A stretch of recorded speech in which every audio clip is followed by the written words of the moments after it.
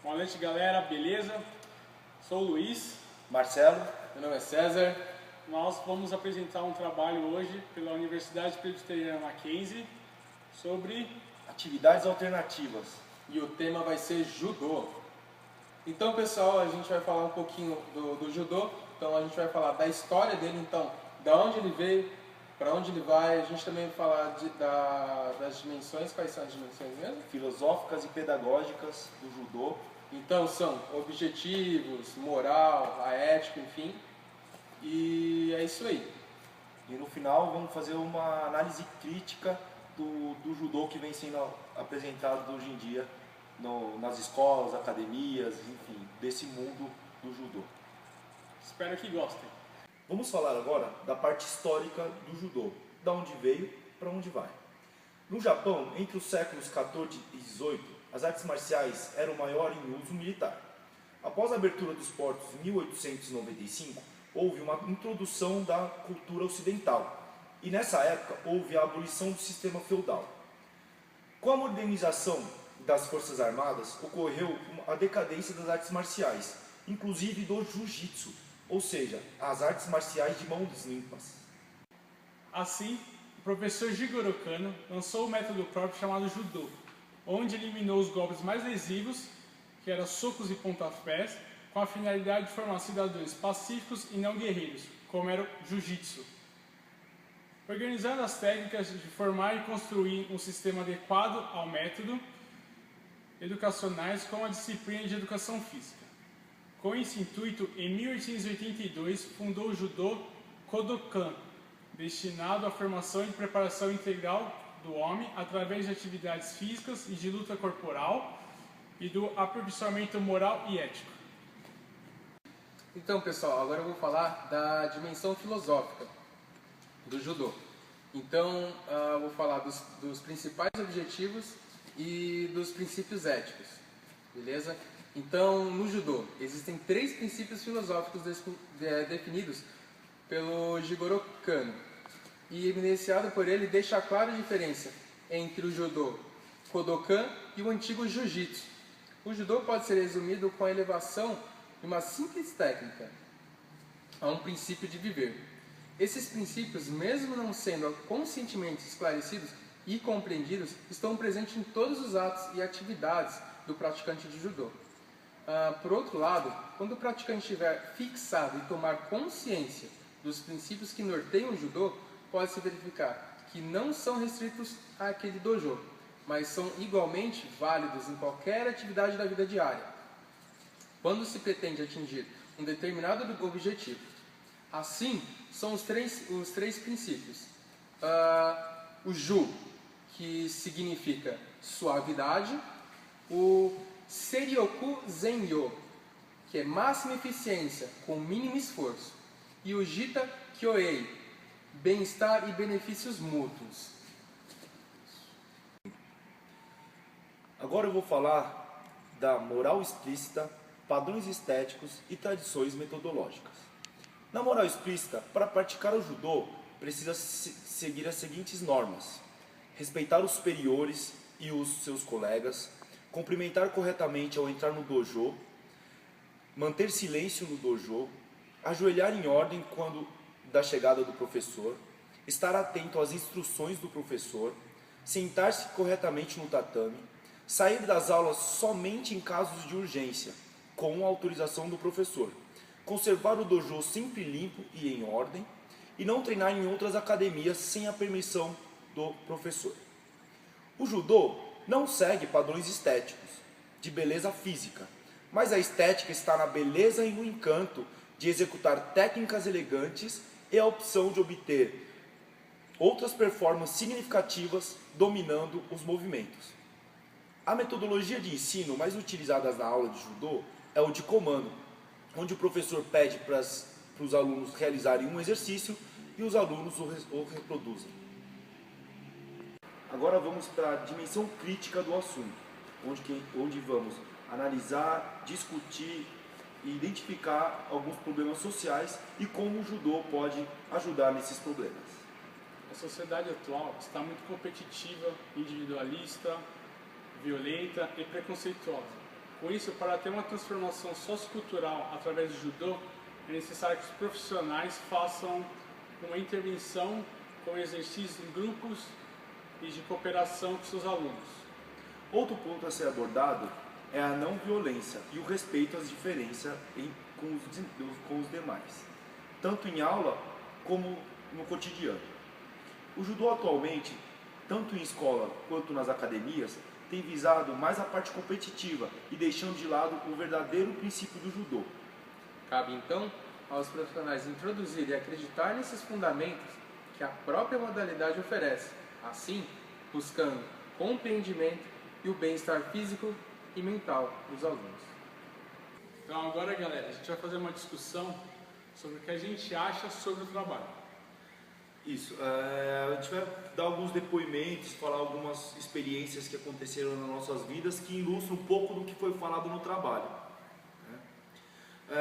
Eu trabalhei numa empresa que ela obrigou os professores a dar luta e golpe para crianças de 3 a 4 anos, para a gente participar de um festival competitivo, e eu me recusei a ensinar, porque eu acho que é errado isso para essa idade. E eu tive que sair da empresa por não estar junto, Exercendo o que eles são. não estar fazendo o que eles pediram, e que eu acho isso super errado, né? Então, por exemplo, né, isso não é que vem, né, só da academia, ou do jogo, do profissional. Isso vem dos pais. Então, os pais cobram, né, os gerentes de academia, enfim, e os gerentes de academia vão lá no profissional. O profissional, né, vai lá, tipo, poxa, eu ganho R$100 a hora, sabe? Então, beleza, então vou encarar isso, eu vou fazer isso que estão me pedindo, né? Mas aí que tá, foge, né, dos padrões éticos, morais, enfim, né?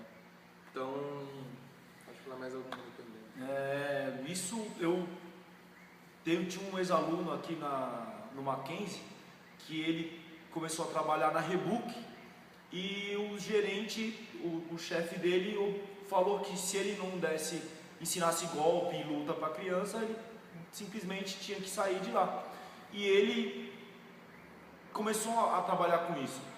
Só que, como foi falado anteriormente nos vídeos, existem muitas outras coisas que é importante trabalhar, como companheirismo, como trabalho em equipe, como, enfim, outras qualidades que a pessoa tem que adquirir antes de fazer os golpes. Porque o meu professor, ele falava, antes de você aprender a derrubar, você tem que aprender a cair para não se machucar, né? Que eu acho que é uma dos princípios também do judô, que o pessoal ele confunde muito o judô com autodefesa, né? Acha que é por ser uma arte marcial japonesa, você aprende a se defender de um ataque, de um assalto, de uma arma, e não é bem isso. Eu acho que trabalhar com a base, com crianças, com adolescentes ou até com adultos mesmo, a autodefesa é a autodefesa do seu corpo, é para você não se machucar. Então você aprende a cair,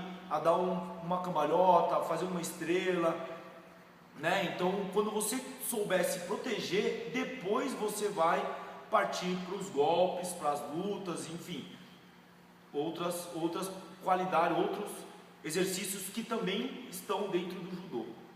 Enfim, e aí, né, com isso, a gente pensa, né, com o tema, enfim, com todas as discussões em aula, enfim, a gente pensa nessa análise crítica. A gente, assim, no início, né, o que é uma atividade corporal, né, alternativa, enfim, né, uma prática. E engraçado é que os esportes, né, como o basquete, por exemplo, tiveram pessoas que fizeram o Corfball, né, por conta de fazendo essa contracultura. No judô, o engraçado é que no judô, o princípio do judô já é uma contracultura, digamos assim, que, por exemplo, não, na atualidade, super competitivo, enfim, em vez dos professores intervirem do jeito que é mesmo o judô, né, falando do princípio do bem-estar, físico, mental, e eles não fazem isso.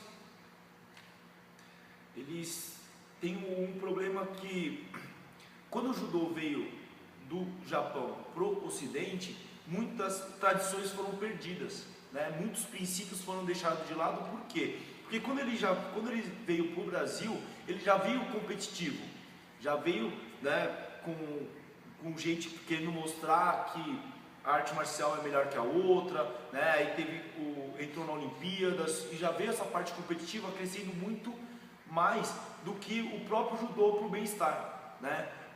A mídia hoje em dia, ela mostra o quê? Mostra que o judô tem mais medalhas olímpicas, mostra que eles estão bem em campeonato mundial, mostra quantas academias estão abrindo, campeões estão surgindo, e não mostra a parte, né, da disciplina, do respeito, dessa parte do bem-estar e da saúde que o judô proporciona.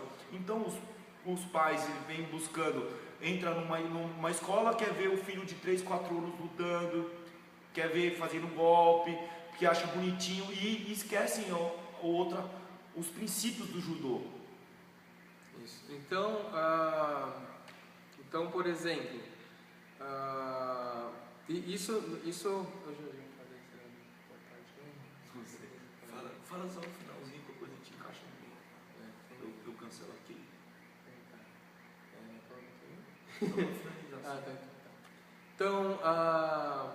Então foi mais ou menos isso, né?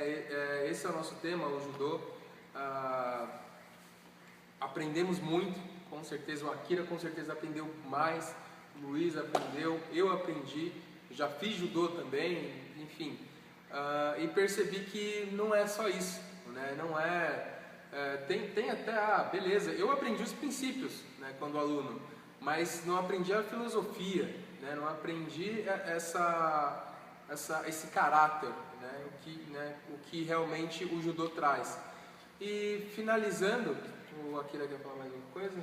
Não, só quero falar que no final agora a gente vai passar alguns vídeos, umas lutas de umas crianças, depoimento de uma aluna que ela não se machucou porque ela fez a queda do judô, alguns exercícios que é trabalhado em aula, né? Só para ilustrar um pouco do que é esse judô como atividade alternativa.